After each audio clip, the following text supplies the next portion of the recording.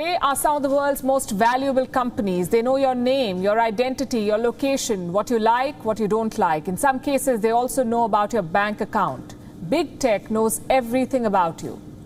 And they know how to make money off that information.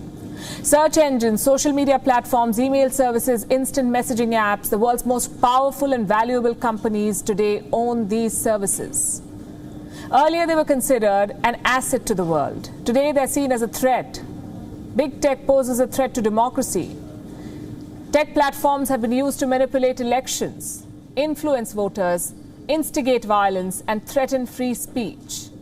And the world is just waking up to these challenges, these threats. How can these companies be tamed? Should they be tamed, and by whom? What's the right way forward? Should the world adopt a universal set of rules? Or is everyone on their own? I'm Palki Sharma Upadhyay, and over the course of the next 1 hour, we'll try to find answers to all of these questions. Welcome to Big Tech versus the State, a WION Virtual Summit. We'll start with why governments around the world are wary of technology companies. They're waking up to the power of big threat. Most of them are playing catch-up. But there's one country that has taken the lead in bringing laws to keep tech giants in check. Earlier this year, Australia perhaps became the first country in the world to approve a law aimed at making companies like Google and Facebook pay for news. Since then, several countries and regulators have discussed their own plans to make tech giants pay, to hold them accountable. Why did Australia deem this law a necessity? And have they managed to rein in tech giants? To discuss this and more, I'm joined by Paul Fletcher, Australia's Communications Minister. In February, Australia passed the world's first law forcing Facebook and Google to pay for news. Why did your government think that you needed a law like this? Well, the starting point for this was that in Australia, as in markets around the world, content which is developed and paid for by local news media businesses very often appears on Google or Facebook, and yet they were not paying for that. So this was content generated at the expense of private media businesses because it costs money to employ journalists and have editorial standards and so on. And yet all attempts by Australian news media businesses to negotiate with Google and Facebook on this matter had not succeeded.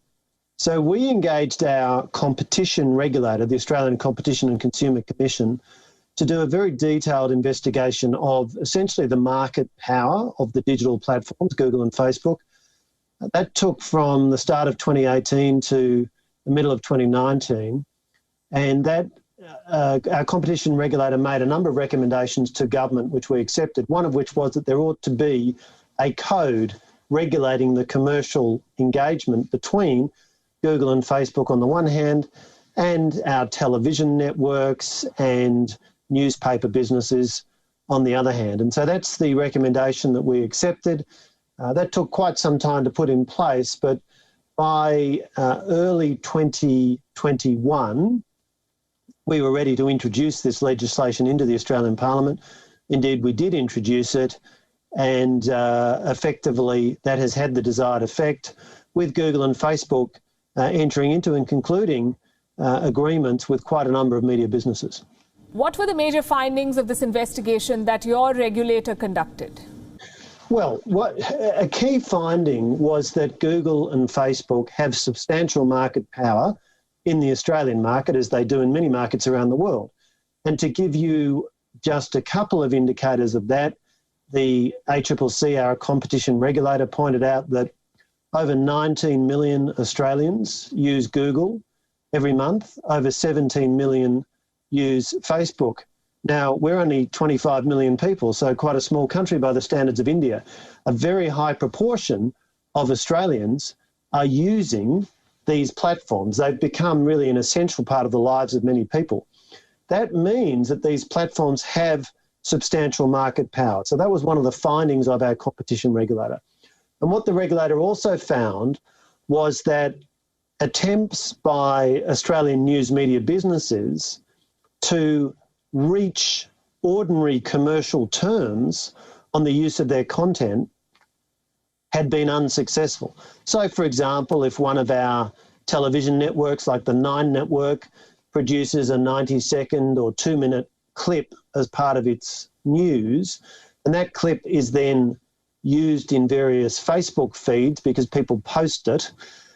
There was no payment being made for that. And yet our competition regulator made the point that it is this aggregation of content on platforms like Google and Facebook, which in turn attracts eyeballs to those platforms and allows those businesses to very, very successfully monetize those eyeballs and generate very large amounts of advertising revenue.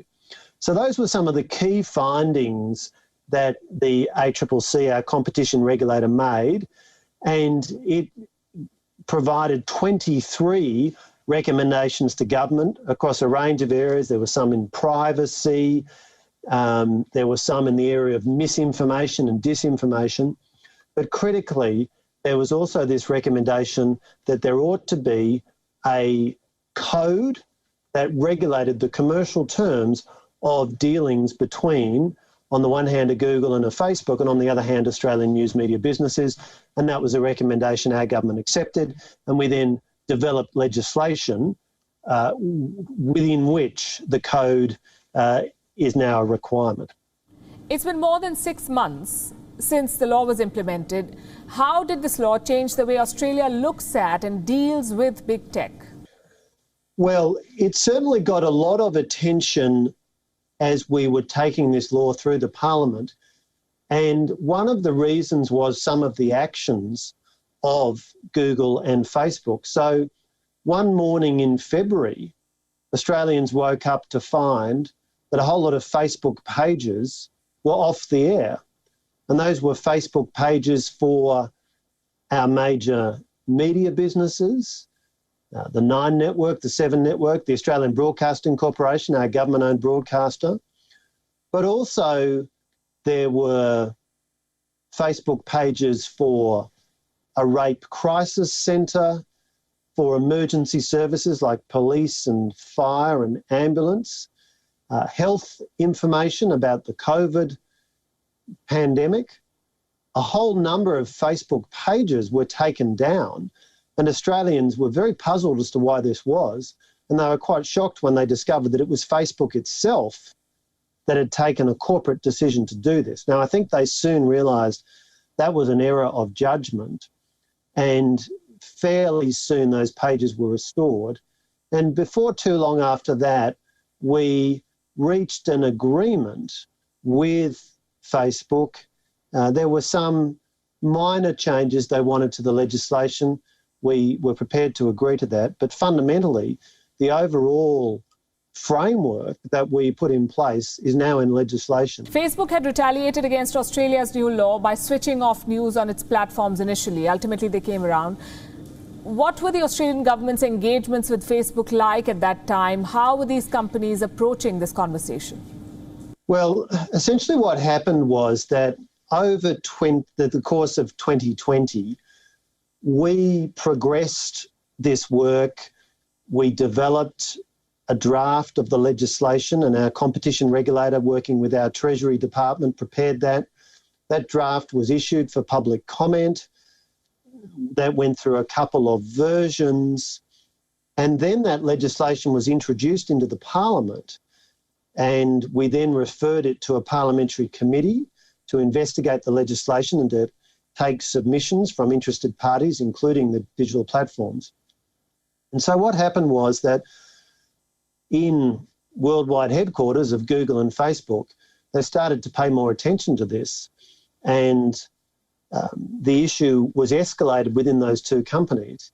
And by early this year, there were several Zoom calls and other calls that were held that variously had, on our end, our Prime Minister, Scott Morrison, our Treasurer, or Finance Minister, as other countries call that office, Josh Frydenberg, and me as Communications Minister. And we held video conferences with Mark Zuckerberg of Facebook, with Satya Nadella we had with both the chief executives of both Google and Microsoft. And I should make the point that At one point, Microsoft, after meeting with the Australian government, or met with the Australian government to make the point to us, if Google were to cease operating in Australia, they were very interested in expanding the presence of their search engine, Bing. And that was an interesting perspective, because it made it clear that this wasn't about the entire technology sector versus one particular country. It was the approach of particular companies within the sector. So over a period of several weeks, it became clear that this issue was getting a lot of attention at the top of these companies. And ultimately, through those discussions, we were able to assure these companies that we wanted them to continue operating in the Australian marketplace. Of course we do. They provide valuable services. They're widely used by Australians. But at the same time, it was not acceptable to the Australian government that they were using content generated and paid for by Australian news media businesses, and that there weren't commercial arrangements in place. So our law sought to do the minimum necessary to get the outcome we wanted.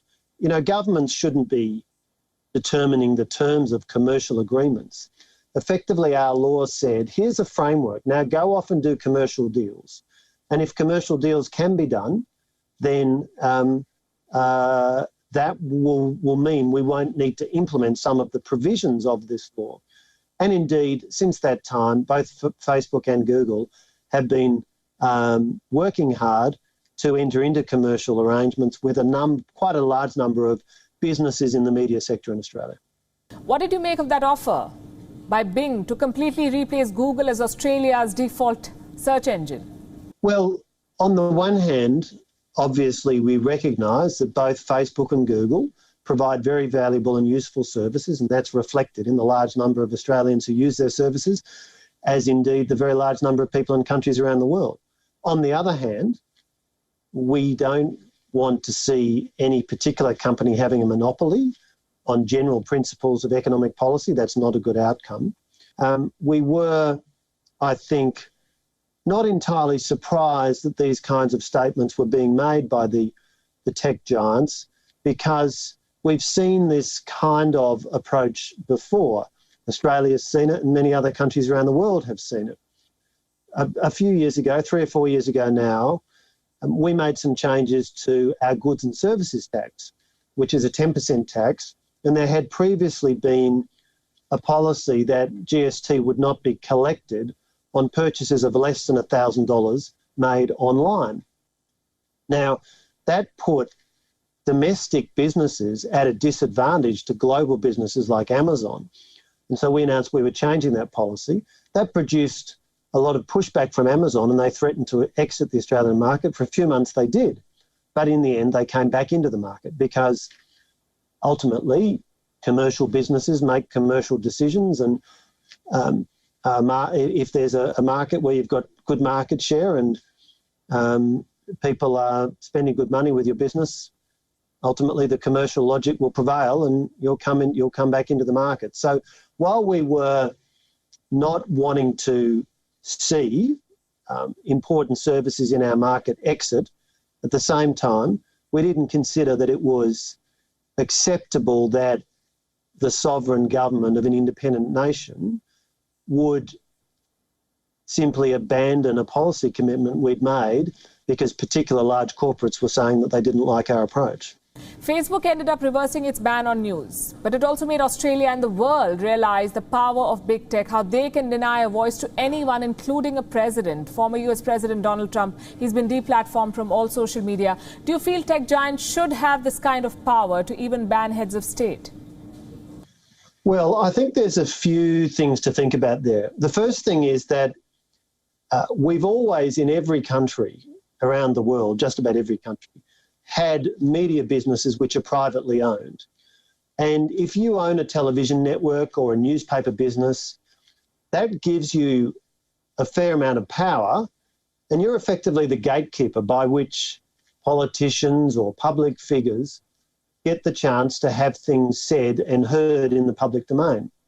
My point is that privately owned media businesses have always had that gatekeeper power, and they have sometimes allowed people to have their voice heard, sometimes they haven't, and that would be for a range of reasons. Might be defamation law or all kinds of other reasons. What is different perhaps or unusual about a social media platform is that they don't have an editing or a curatorial function in the way that newspapers or television or radio networks have. And so perhaps people can tend to forget that nevertheless they're private companies. It's private capital which has paid for this facility. And so it's not without precedent that a private company is making editorial decisions. And indeed, arguably, the big distinction between Facebook and Twitter and other platforms on the one hand and traditional news media businesses, traditional newspapers or television or radio businesses, the big distinction is not that the platforms are making more editorial decisions, but they're making less. That in the main, they allow anybody to come on. They don't verify your identity.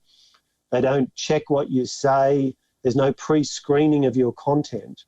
That's a big difference. So in many ways, I think that's the more significant point. And what the episode of Donald Trump's account being closed down did was just, I think, highlighted and reminded people that these platforms, which in many ways have become the new town square, are run and owned by private businesses. Now, there is that obviously raises a question. You've had suggestions from a number of quarters that if you run a platform which has so many people on it, does that come with responsibilities, and are these companies living up to their responsibilities? That is a complicated question, and what's also very distinctive about the platforms is that they are across many, many countries, whereas most media businesses, traditional media businesses, have been in one country or a small number of countries.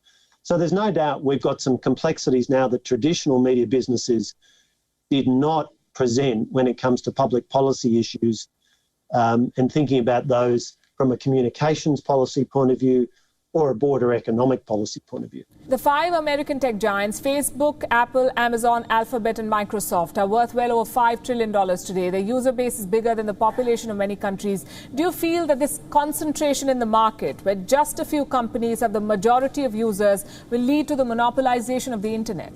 What I think is interesting is if you go back and look at the way people were writing about and thinking about the internet in the mid-90s, when it was very early in its development, there was a view about how the internet would operate that has turned out to be quite different to what's occurred.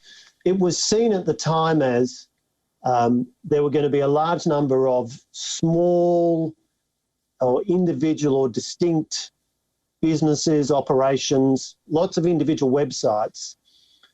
And what nobody foresaw was the extent to which the economic characteristics of the big internet businesses have been characterised by increasing returns to scale. Once one of these businesses gets big, it's very hard to catch in a particular category. And you can look at Facebook in social media. You can look at Amazon in online shopping.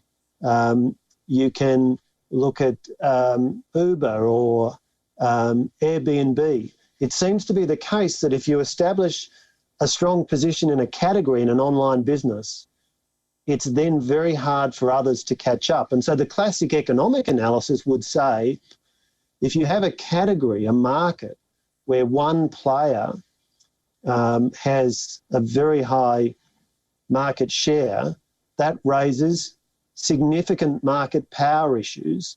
And again, this was the lens through which we thought about this issue of our news media bargaining code, the market power of Facebook and Google in their particular categories. So I do think these are quite novel issues in public policy terms. And again, one of the features of it is that is very unusual compared to what we've seen historically, is that you've got, one Facebook dealing with 120, 140, 150 governments around the world. one Google similarly. And so this raises a lot of complexities. And of course, these businesses are extremely wealthy. They have high revenues, very high profit margins, and they've got a lot of very smart people working for them.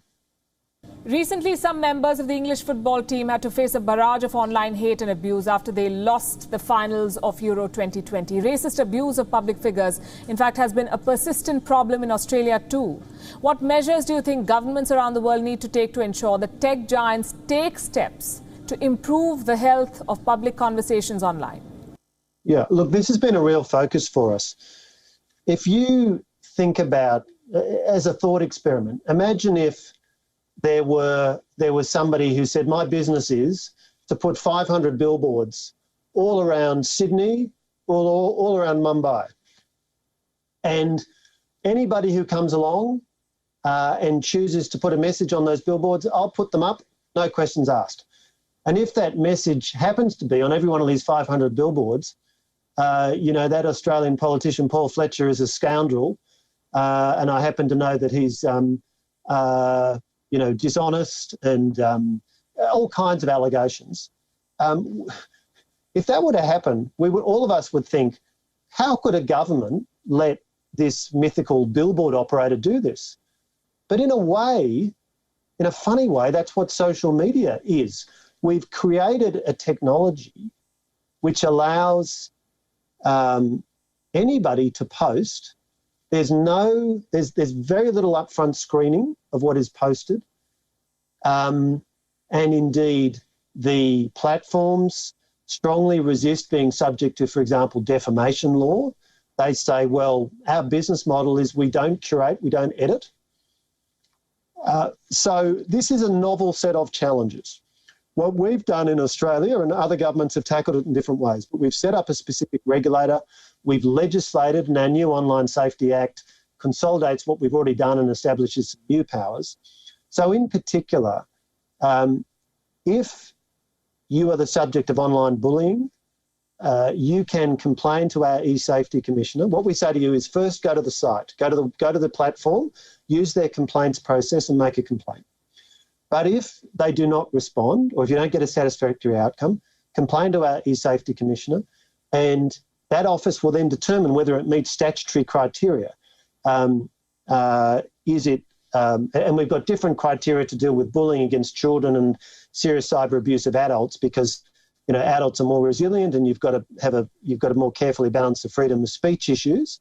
But nevertheless, what we're effectively saying is to the platforms, by law in Australia, if you get a notice from the e-safety commissioner saying this is material which breaches our statute, you've got to take it down. We've done that because overwhelmingly, if you're the victim of online abuse, the first thing you want is to have the material taken down. And so that is really the priority. India has recently introduced new rules to ensure that tech companies are held accountable at home. How do you assess India's efforts to regulate tech giants?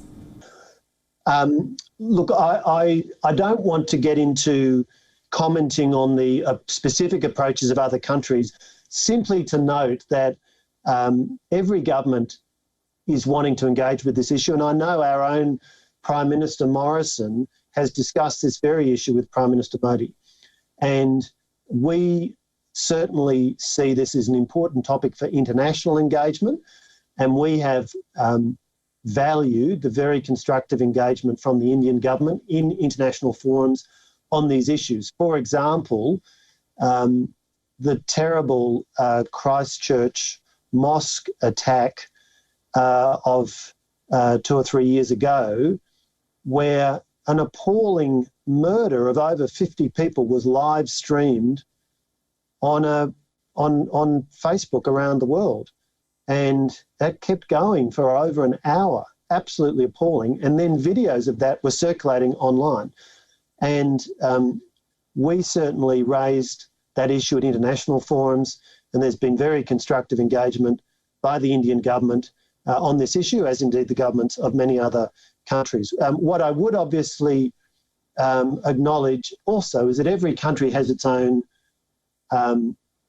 challenges, and the sheer scale of a country like India, and of course the very rapid rise of technology at the same time as the fact that you still have obviously a lot of people who may be using a smartphone, that have gone very quickly from having nothing to having a smartphone.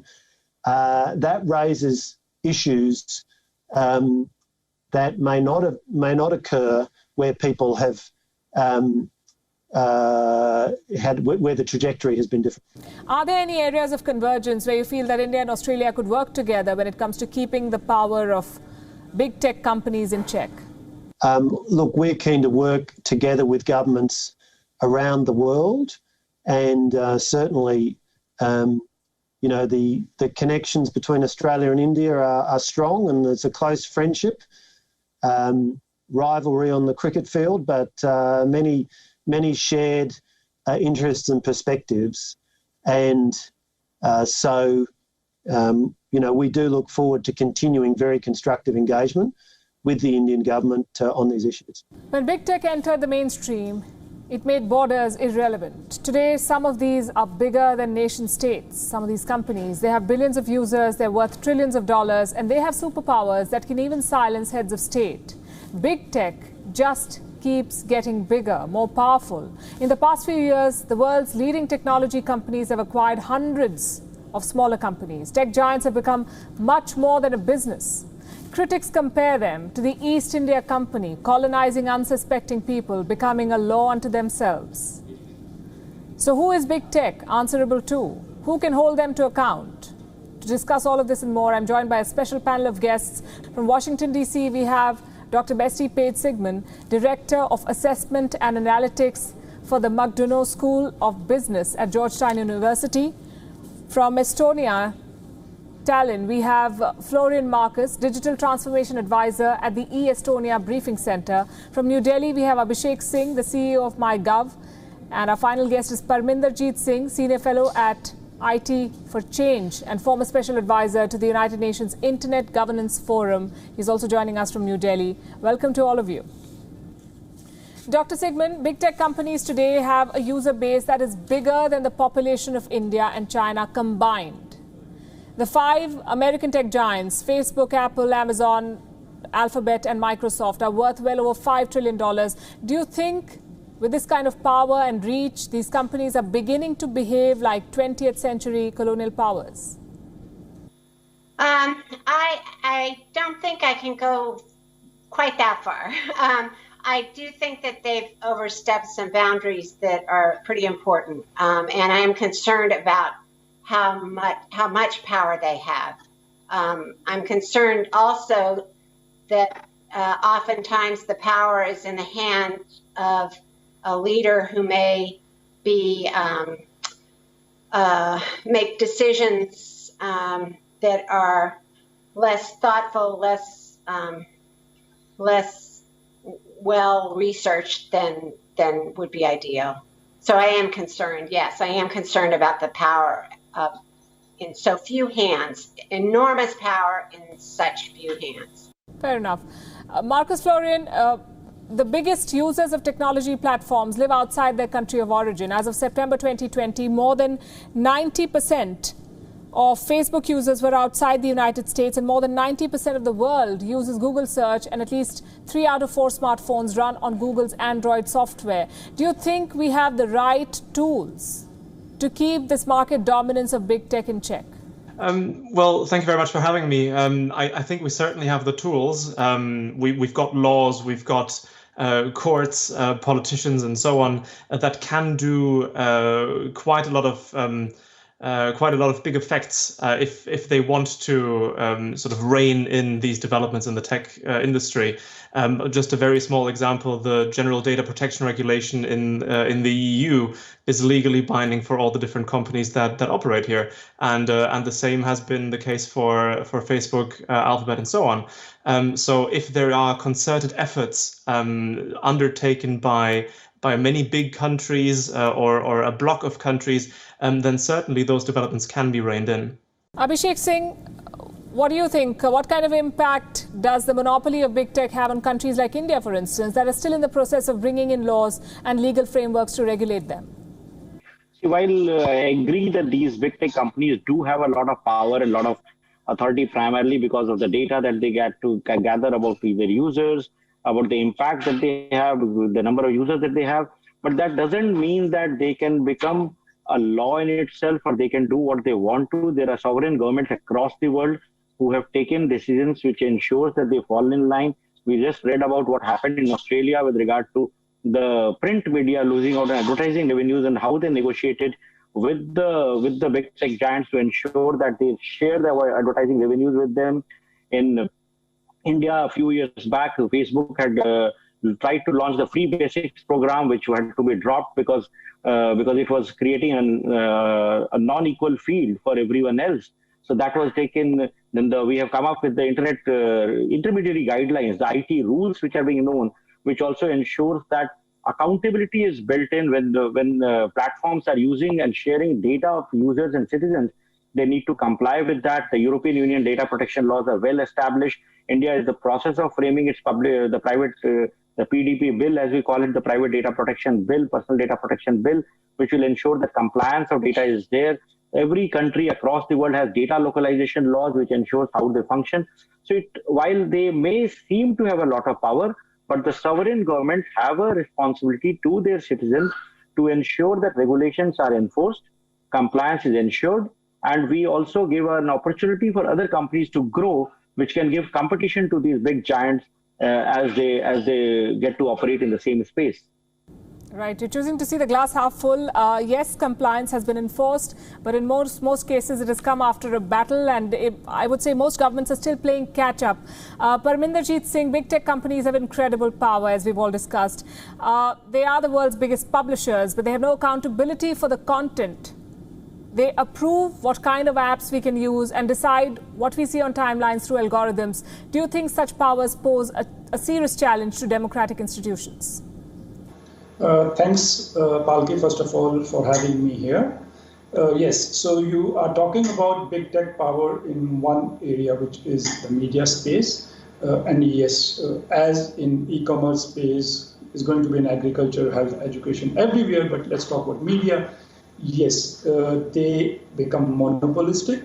They control the infrastructure, and therefore they have a kind of power which is unaccountable and untenable. So I agree that they have untenable power, but the solution to that is not to then transfer power to the executive branch, but have a rule of law, one, which is probably have more of parliamentary and judicial oversight, but also to try to break the monopoly of media giants and have greater interoperability in the same manner like emails interoperate. We have an email client on which we can read emails from all different email providers. Similar things are possible to be done on social media. So you don't allow a monopoly to be built. And if there are many social media players who are interoperating, then the power would be much less and the rule of law will prevail. And I completely agree, there is a great threat to democracy. Democracy and rule of law must assert itself. But I do not fully agree with that governments have a hold over things. They are generally, as you rightly said, playing catch up. They are reactive, and that's never enough. You need to be a few steps ahead, understand the nature of digital and data power, and then have a visionary policies and rule of law, which I think is really lacking right now. Dr. Sigmund, in recent years, we've seen the kind of power that big tech can wield. Last year, in fact, earlier this year, after the insurrection of U.S. Capitol, at the U.S. Capitol, almost all tech firms banned the then U.S. President Donald Trump. And while Trump may have had a role to play in provoking the violence and the investigation is still on, do you believe that big tech companies should have this kind of power to ban a head of state, for instance, or a leader whose politics they don't agree with?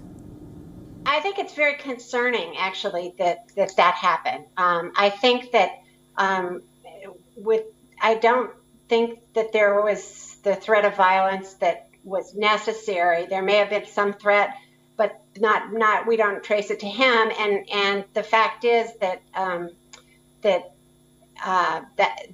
for a head of state, that's just not appropriate, I don't believe. I don't, likewise, a member of Congress. I think we have to have, I think these organizations need to be free speech oriented and hopefully, with the exception of a call to violence or something like that, which is very different from what happened.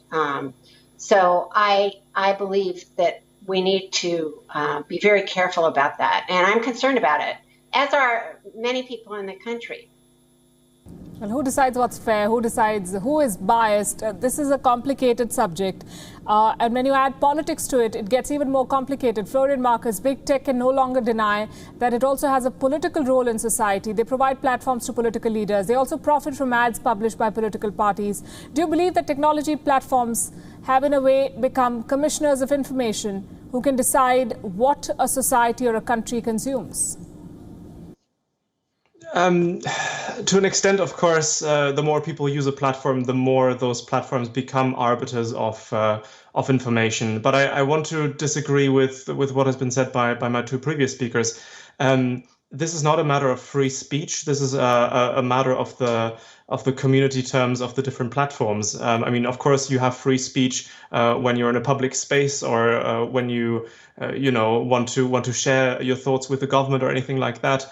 But if I'm opening a men's only yoga club and a woman can't sue to get into that club as well. So terms and conditions apply when you start using a platform and a service, and we accept that in other parts in our lives as well.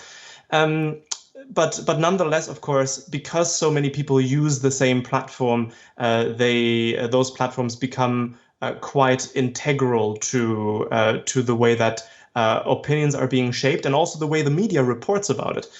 So the media will now, consistently report on what has been said on Twitter or what has been said on Facebook and who has shared what about whom. So I guess we're all partially complicit in having given these platforms as much influence as they have these days.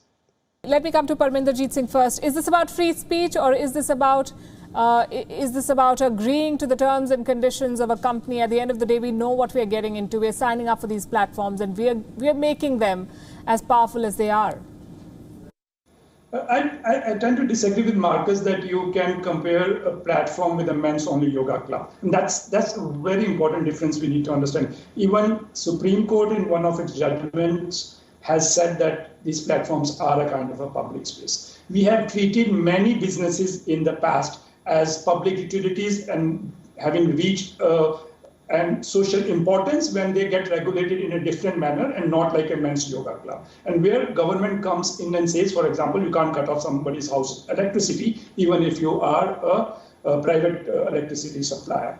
So these are quasi-public spaces, and that's one thing. And I think we need to get across some of these theoretical concepts. Then alone we can reach what Abhishek was saying, that we need to have certain rules. Now, we still seem to be at a stage that we keep on venting our grievances and in principle keep on saying, no, government should decide or there should be community terms of services. But people are not coming up with coherent models because the time is now to do that regulation. And we are still in a firefighting mode.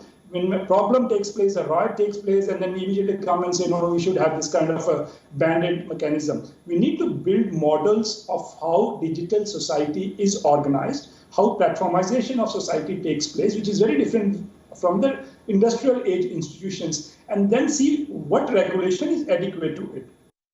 These models have to be developed. Government should have internal capacity to do these kind of long-term visioning. These are generally missing. We have started to do it. Of course, this discussion is a part of that. But we need to stop just talking in rhetorical terms, venting our grievances, and come to terms that it's not a job of a business to tell us whether they are between a hard or a rock or a hard place.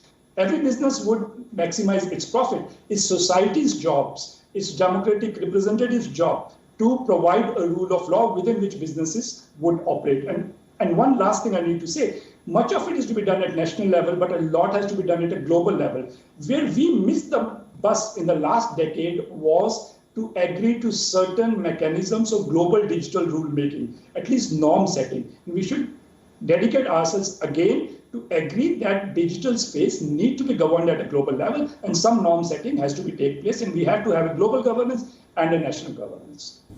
Yeah, the nuclear agreement also came after we saw what a nuclear bomb can do to the world, and we don't want that. And I'm not sure how many people who consume or who are in some way associated with these technology companies really understand the threat that they pose. But Abhishek, staying with you, in recent months, India has rolled out new rules. We're talking about a global, larger consensus, but let's focus on India for the moment.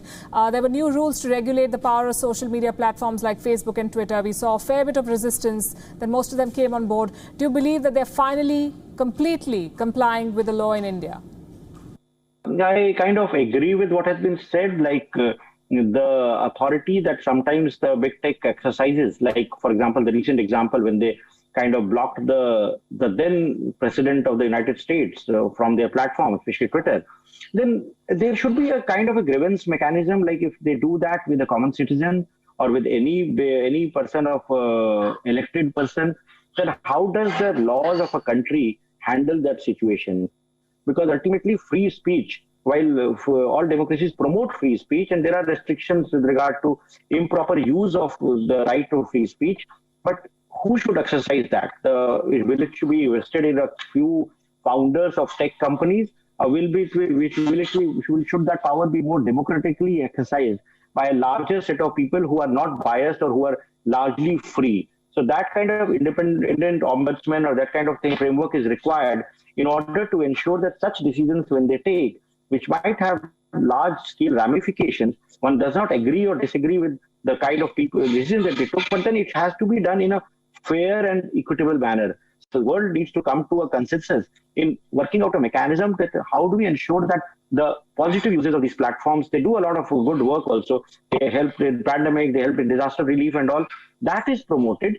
And while any improper use by any entity is regulated, but regulation not by one or two people, but by the sovereign laws of the country or by a framework which is largely fair and independent. That is what is required to be done in today's times. Florian Marcus, Estonia has emerged as a pioneer in developing a digital society. How can countries promote development of homegrown solutions to keep their digital sovereignty?